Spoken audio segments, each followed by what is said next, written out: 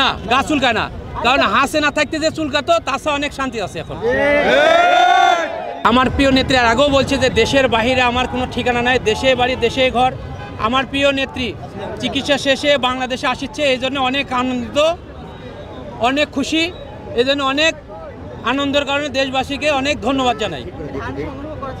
এটা আমার ধান সংগ্রহ করা হয়েছে, এটা হচ্ছে আমার জমি আছে, জমির থেকে ধান সংগ্রহ করা হয়েছে এবং যারা বিএনপি নেতাকর্মী আছে সবার থেকে ধান নেওয়া, এই সাজগোজ করা হয়।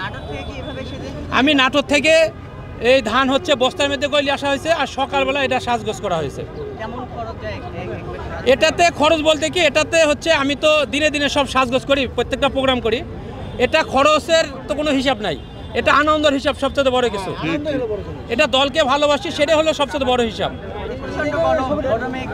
17 বছর যে অত্যাচার সহ্য করছি, যে নির্যাতন সহ্য, যে জেল খাটছি, তার ছাড়া অনেক আনন্দিত আছে। তাই মানে সেই গরম মনে হয় না, না গা চুলকায় না, কারণ হাসিনা থাকতে যে চুলকাতো তার ছাড়া অনেক শান্তি আছে এখন। আমি আগামী দিনে নতুন বাংলাদেশ এবং তারেক রহমানের সাজানো গোছানো একটা বাংলাদেশ, সুন্দর বাংলাদেশ দেখতে চাই। আমরা আগের মতো ফেসিবাদ হাসিনা সরকারের শাসন আর হচ্ছে নির্যাতন আমরা দেখতে চাই না। আমরা আগামী দিনে প্রজন্মের নতুন বাংলাদেশ দেখতে চাই, তারেক রহমানের। আমার অনুভূতি অনেক ভালো, অনেক খুশি, অনেক আনন্দিত।